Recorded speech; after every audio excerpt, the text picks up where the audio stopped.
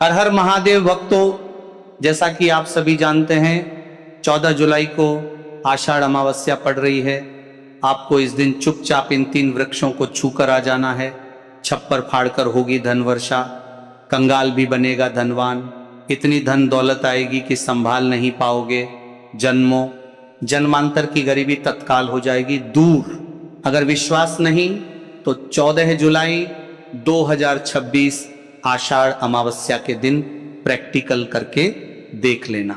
जी हाँ भक्तों, आज के इस वीडियो में हम जिन चमत्कारी देव वृक्षों के बारे में बात करने वाले हैं, उन देव वृक्षों में आषाढ़ अमावस्या के दिन स्वयं भगवान विष्णु और माता लक्ष्मी जी का वास होता है। और यह वृक्ष आपके घर के आसपास ही बड़ी आसानी से मिल जाएंगे। इन देव वृक्षों के बारे में स्वयं महादेव ने अपने प्रिय भक्त रावण को बताया है कि कोई भी व्यक्ति सही समय पर, सही मुहूर्त पर, सही क्रिया अनुसार 14 जुलाई आषाढ़ अमावस्या के दिन इन देव वृक्ष को छूकर चुपचाप आ जाता है तो उसके घर में स्वयं महादेव की कृपा बरसती है और उसके जीवन में चल रही गरीबी, दुख, कष्ट सब समाप्त हो जाते हैं। जन्म जन्मांतर की गरीबी तत्काल दूर हो जाती है। आपका भाग्य 7वें आसमान पर होगा।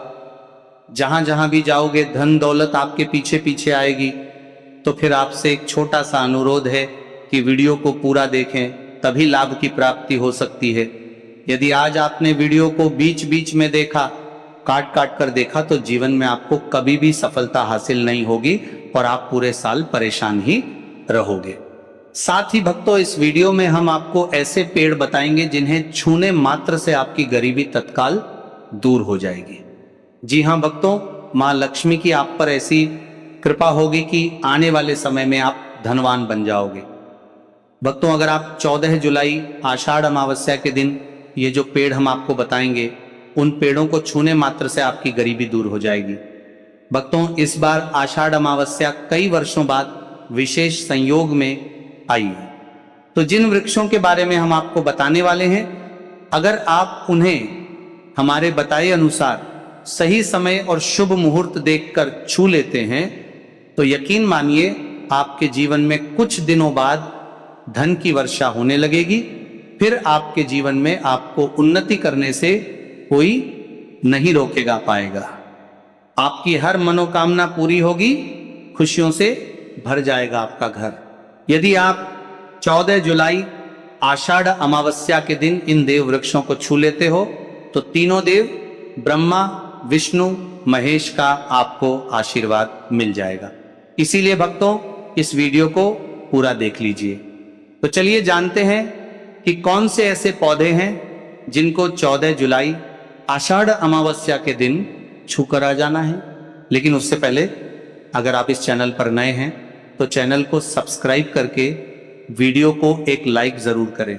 साथ ही आप अपनी राशि या अपने शुभ नाम को कमेंट बॉक्स में जरूर डाल दें, क्योंकि हम आपकी राशि से जुड़ा भाग्य भी बताते हैं और भाग्य में चल रही परेशानियों को तत्काल दूर करने के लिए आसान से आसान उपाय भी बताते हैं। इसीलिए आप अपनी राशि कमेंट बॉक्स में जरूर डाल दें।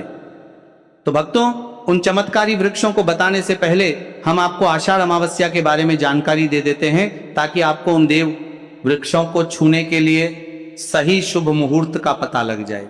आषाढ़ अमावस्या तिथि 14 जुलाई को मनाई जाएगी।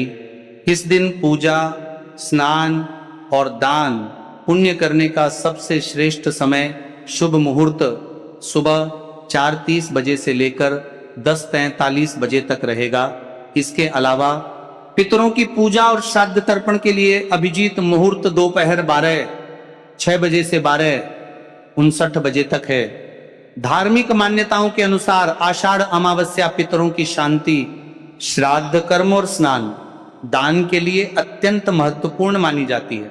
तो भक्तों, सबसे पहले तो आप सभी आषाढ़ अमावस्या के दिन इन पौधों को किसी भी समय, यानी कि किसी भी टाइम आप छूकर आ सकते हो, उसमें कोई भी दिक्कत वाली बात नहीं है। चलिए अब हम आपका ज्यादा समय बर्बाद न करते हुए बताते हैं कि आषाढ़ अमावस्या के दिन कौन कौन से पेड़ पौधे को छूना चाहिए। भक्तों, हमारे हिंदू धर्म में देवी माता रानी के अनेक स्वरूप कहे गए हैं, जिसमें वृक्षों को भीमा देवी के स्वरूप कहा जाता है। तो आज हम आप लोगों को ऐसे वृक्ष के बारे में बताएंगे जिनको छूना बेहद शुभकारी बताया गया है। आषाढ़ अमावस्या के दिन इनको छूने मात्र से शत्रु दोष, कर्ज दोष, गरीबी दोष सब समाप्त होते हैं। यह दिन भगवान विष्णु और माता लक्ष्मी को प्रसन्न करने के लिए सबसे उपयुक्त दिन माना जाता है। और इस पावन पर्व में कुछ ऐसे वृक्ष हैं जो कि देव वृक्ष कहे गए हैं।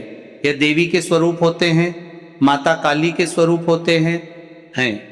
और हमारे धर्म में पेड़ पौधे को देवी देवता मान करके हम इनकी पूजा करते हैं, और हमें पूजा भी जरूर करनी चाहिए। विज्ञान भी कहता है पेड़ पौधे मनुष्यों को फ्री में प्राणवायु प्रदान करते हैं, और पेड़ पौधे हमें ऑक्सीजन देते हैं, और हमारे जो कार्बन डाइऑक्साइड होता है उसे ग्रहण करके सभी प्रकार की जितनी भी नकारात्मक चीजें होती हैं उसे अपने अंदर में स्वयं सोख लेता है और हमें ताजगी प्रदान करता है।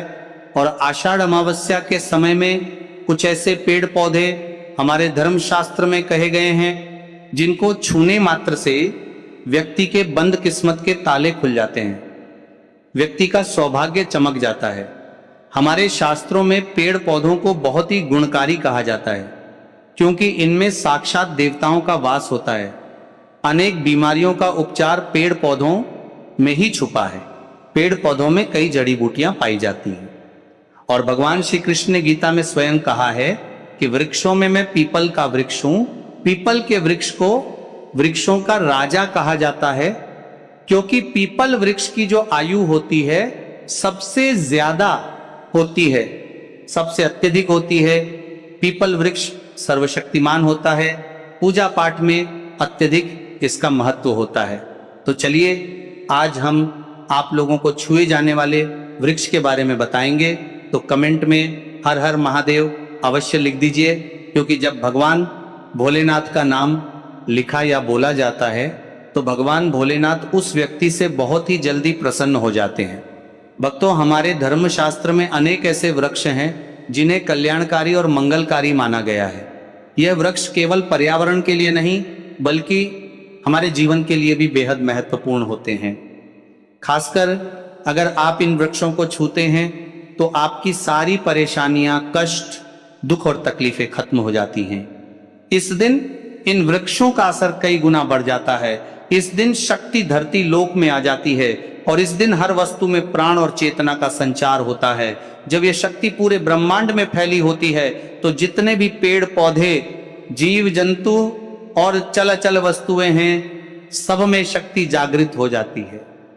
इस विशेष समय में अगर आप देवी स्वरूप कहे गए पेड़ पौधों को जाकर छू लेते हैं तो आपके जीवन के सारे दुख, कष्ट, रोग और परेशानियां समाप्त हो जाती है। खासकर